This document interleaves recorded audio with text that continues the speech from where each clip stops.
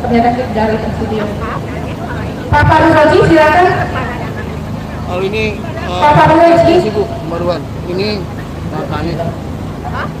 Oh gitu. Langkah Anies. Oh, langkah Anies.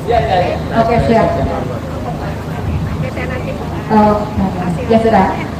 Kita langsung ke orasi pertama dari Profesor Usman Wahab. komen.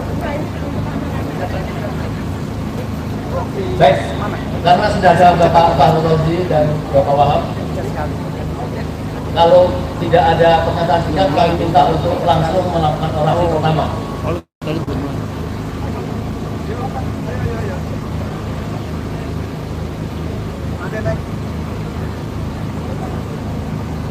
Dari GPKR akan dilakukan orasi pertama dari Bapak Jenderal Faruroji.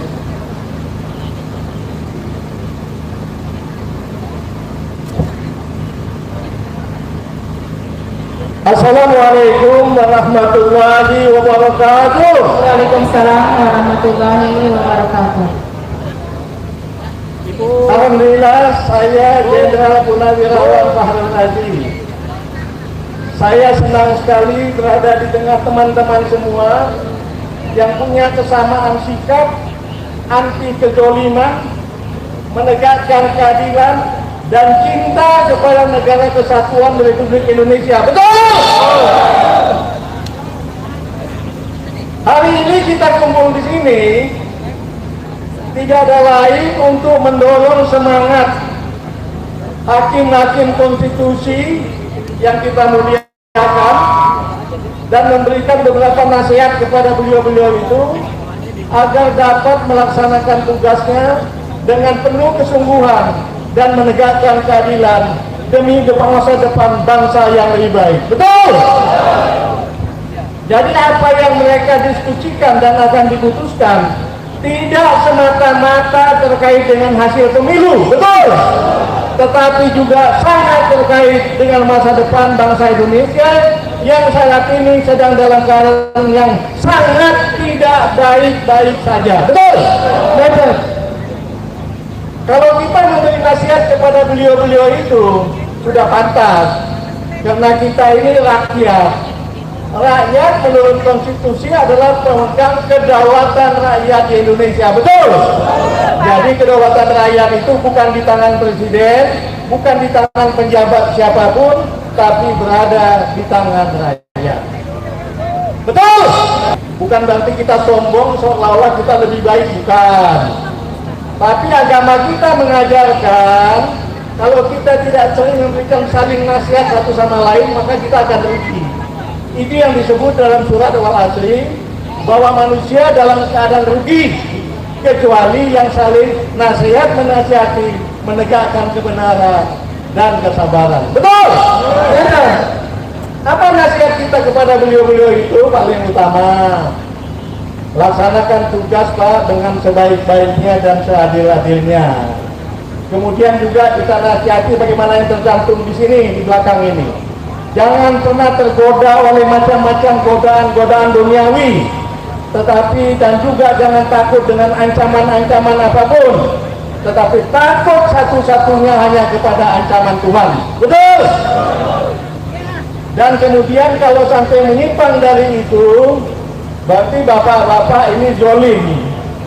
Hakim-hakim Mahkamah Konstitusi itu zolim kalau sampai menyimpang daripada keadilan. Dan orang zolim itu sangat dibenci Tuhan dan pasti akan dilaknat oleh Allah Subhanahu wa Ta'ala. Betul? Memang kalau kita zolim, kita suka lalai, mendapatkan kenikmatan yang banyak dengan mudah gitu. Tetapi Allah tidak lalai. Allah dalam satu ayat mengatakan, hai manusia-manusia yang zolim, aku tidak akan pernah lalai terhadap perbuatan zolim yang kau lakukan. Tunggu saja sampai suatu tahap aku akan mengazabmu sampai matamu terbelalak, kata Allah.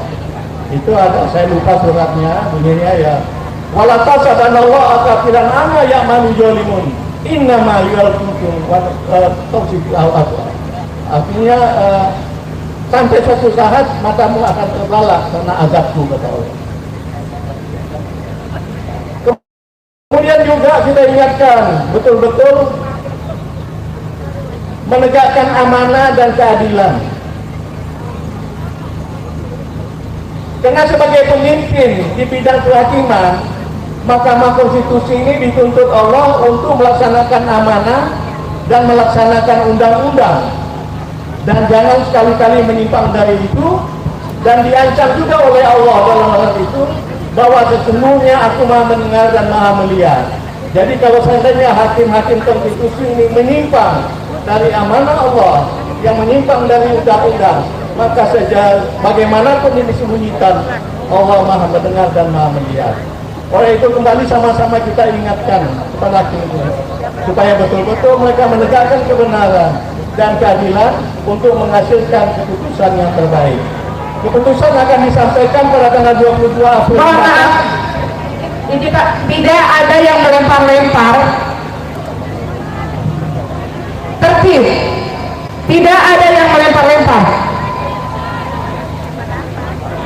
Mohon maaf, Bu, pembagian buku nanti. Tolong hormati yang di depan. Ya. Oke, lanjut Pak. Nanti.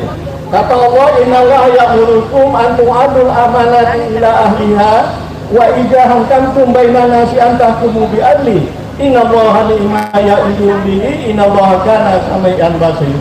Sampai dengan memberikan peringatan kepada hakim-hakim konstitusi, laksanakan amanah dengan sebaik-baiknya, tegakkan hukum dengan sebaik-baiknya, dan Allah maha mendengar dan maha melihat.